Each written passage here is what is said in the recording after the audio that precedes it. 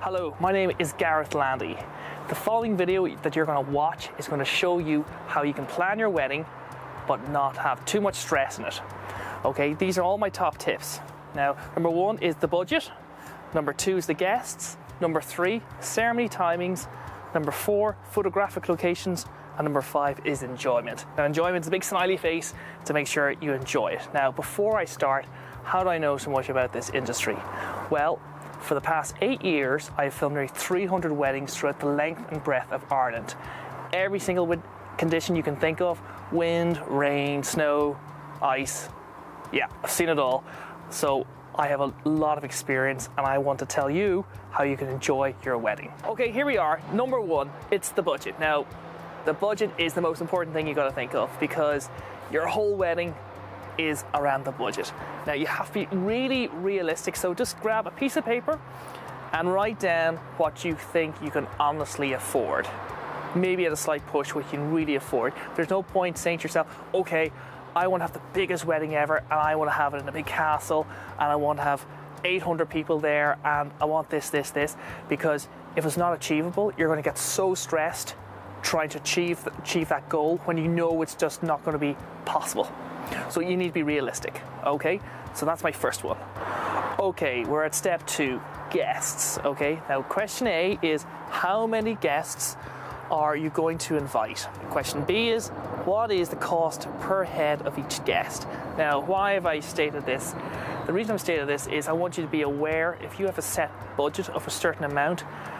Here in Ireland, the cost of the meals and feeding guests and alcohol and all the rest can be quite high and will eat into a sizable part of your budget.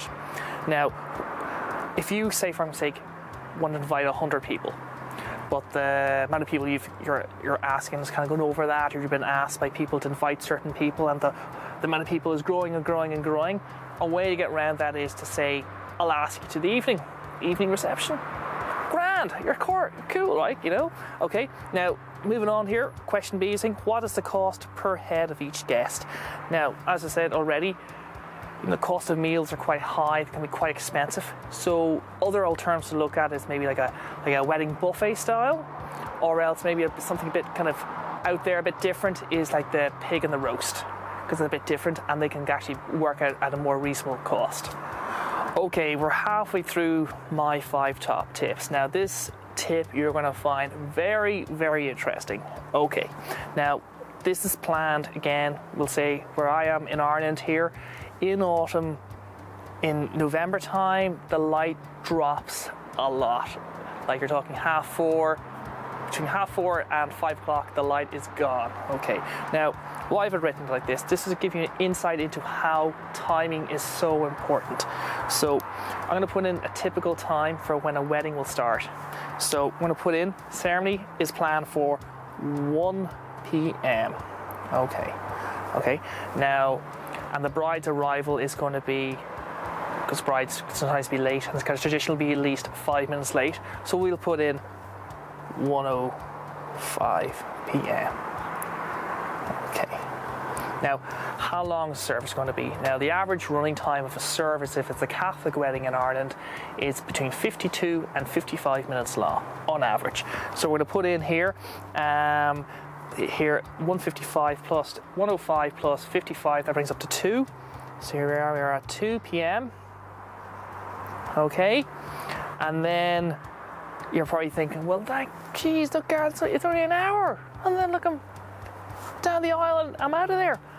Okay, so you got your aisle, and then you can think of down the aisle, sure, that's a few minutes later. So we'll say 2:05. Now, that's how people would like it to happen. This is what really happens. Okay, so this is the actual time. So we'll put in the bride's arrival. Now, in all the years I've shot the weddings, I've only had, I can count on one hand the amount of brides that have actually arrived early on time. Most brides arrive these days between 10 to 15, sometimes 20 minutes late. So we're going to put it in here. So it's maybe 1 o'clock. We're going to put it in here. This is 1:15 p.m. Now you're probably thinking, sure, it's only 10 minutes. It's no big deal. Okay, now the ceremony is 1 o'clock, so the ceremony now is starting that's when the bride arrives. It's 1:15, all ready to go. So we'll say she composes herself, go down the aisle, 1:20 p.m. Now, of course, the ceremony time, 55 minutes, that still runs. Okay, so that would bring us up to 1:20 to 2:15. 15 p.m. Okay, now you got to do the signing of the register. In reality, the signing of the register takes at least 15 minutes because you got to sign the register. The 2 witnesses need to sign it. You might have your photographs there. Usually, most photographers will do their group shot in the church because everyone's there. You can maybe get on a bit of a height in the balcony and look down and get the shots. You're talking another 15 minutes, okay? So that would actually bring you up when you're walking down the aisle to 2:30 p.m. Okay, and then you walk down the aisle and do the meet and greet. Now they're talking at least there another 20 to 25 minutes, which brings you up to, we'll say, 2:55 p.m. Now, you're probably thinking, well, sure, that's loads of time. Ideally, yes, okay, but I did say that the light in Ireland drops between 4:30 and 5 o'clock, so we'll put it here. That's the light dropping down there at 4:30. So when you work that back, you only have an hour and a half of light, natural light left. And that's not taking into factor the driving to possibly photographic locations and doing all your photographs when you arrive at the venue, which we'll be talking average. Most ceremonies are maybe half an hour to 45 minutes away. So in reality, you've only got 45 minutes for all your photographs. Now, on the next part of the video, I'm going to show you how you can save time and enjoy your wedding and get all those images which are so important. Okay, here we are. This is the second part of ceremony timings. Again, we're still going into that kind of time of year. I've written down here, as you can see, the light gone 4:30 to 5. Now, the time I would recommend for this time of year is, say, 11 a.m. So we'll put in 11 a.m. Now, the reason you should go for an earlier time is it covers the contingency of the bride being late, people getting lost, something happening. It gives you that flexibility. So we're going to put in 11 a.m. The bride's arrival, okay, we're still covered here. So the bride arrival, and we're going to say it's 11:10 a.m. Okay, now the service, of course, it's 55 minutes long. That brings us up to just after 12 noon. 12:05 noon. Okay, the sign in the register, that's another 15 minutes, which brings you up to just before you walk down the aisle, that's 12:20. Then you walk down the aisle, you have the crack, talking to your friends, having your family, having the crack, as I said, and that brings you up to 12:40. Whoops. Okay, now there's 4:30 and there's 12:40. Now, if you take out 45 minutes out of that equation, I can't think of the exact calculations offhand, but you have a lot more lights to play with. You have, let's see, 12:40, 1:40, 2:40, 3:40, 4:40. Wow, okay, that's 3 hours, 50 minutes. 3 hours, 50 minutes. We take out 3, so we write in 3 hours, 50 minutes. Okay, now we take the 45 minutes out of that again for driving to your wedding venue. Okay, that comes in, I can do this math thankfully quite easily. That comes in at 3 hours, 5 minutes. Now, as you can see, with all that extra time, you know, whenever you're doing your photographic locations, if you want to go to 1 or 2 or loads of different photographic locations on the way to your venue, you have that time.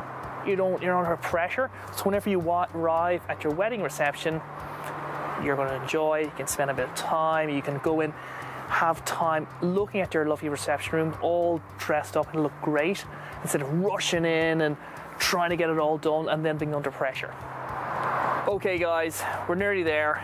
It's step 4, photographic locations. Now, I've split it here roughly into kind of two sections as such, other than the venue. So you have city locations and nature locations. Now in the background, as you can see, this is Belfast. This is the lagoon here beside us. Really great location. Now, yes, shot weddings here in the past, and people go, you know, Gareth, what we're thinking, this is usually sometimes what happens maybe the day or two before the wedding. What we're thinking of is just stopping in Belfast at City Hall or just over there by the weir and just taking a few shots. And sure, it'll be grand, you know? But the problem with that is most of this area, like most cities, it's all double yellow lines, so you can't stop. And which is a real headache, because the problem is you might get away in the wedding car because it'll have ribbons on it. People know it's a wedding. They'll know because the bride wearing the dress. But when the photographers or the videographers pull in, they're just kind of in normal cars, and you know, you could be told to kind of move on. You can't park there. Your car will be clamped, and it'll be very, very stressful. So if you're going to do that, you need to kind of plan it ahead. So how would you plan this ahead? Okay, we're going to take your cars, okay? You might be opting for like a stretch car, like a Chrysler L300.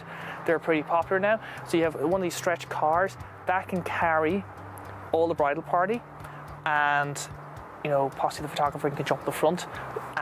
But you would need to organise this. If there's going to be two photographers on the job, that is possible, because the other photographer will be driving the car, and then the other photographer, if you're still following me, will be in the car, and he could jump in and out and then meet the other photographer possibly at the venue. It's just to make you aware that if you're planning on stopping in cities, it doesn't matter whether it's Belfast, Dublin, Sydney, they're all going to be the same problem. You need to find out, can you stop? And if you can stop, how long do you have? Okay, now, second one is nature locations. Again, like we're saying in the previous one, number 3 was if you have an autumn wedding, like here in Ireland, and you want to have it down maybe in a load of trees or something like that, you know, you need to kind of go up there maybe 2 weeks or so minimum before your actual wedding. Now you got to remember, when you go up there and you're wearing a pair of trainers and a pair of jeans and you're walking around going, oh sure, it's easy, this is grand, like, you got to remember that you will not be wearing trainers, you won't be wearing jeans, you'll be wearing possibly a dress, you'll be wearing high heels, it'll be difficult to walk in. Also, other things to consider, which you probably haven't even thought about, is if it's wet and damp, the leaves can stick and then ruin and damage your dress. So I'm not ruling out all nature locations like that, because some of them are really, really great to shoot in. But if you're going to be in a place where there's a lot of dead leaves sitting, you got to be aware of this. Also, another thing is to do with the light. Now, light, again, being my background, it's so critical for my job. So what I'm saying is, if you go up to your location again, it's okay going up in the summer going, oh wow, God, the light's great, wow, it's brilliant, but the light's so different in the summer because the sun's so much higher in the sky. If you want to go up in the winter all the time, roughly around the time, you'll see what the light could be like. Now, I'm probably scared you here a lot. I'm not trying to scare you. I'm just trying to make you more aware of it. So whenever you're planning your wedding, where your photographs could possibly be, you're aware of all these potential problems or scenarios that can happen. Okay guys, we're at the final tip. This is tip 5. This is enjoyment. Hooray! It's your wedding. Now, it's in there because weddings are something you want to enjoy, something you want to remember for years to come. So you want to enjoy it as much as possible. The other tips are all designed that your enjoyment is as high as possible on your wedding day. If you want to learn more about weddings and how to plan your wedding, please email me at mail@bluemoonproductions.net. That's mail@bluemoonproductions.net. I hope to hear from you, and if you have any questions, please let me know. Thank you.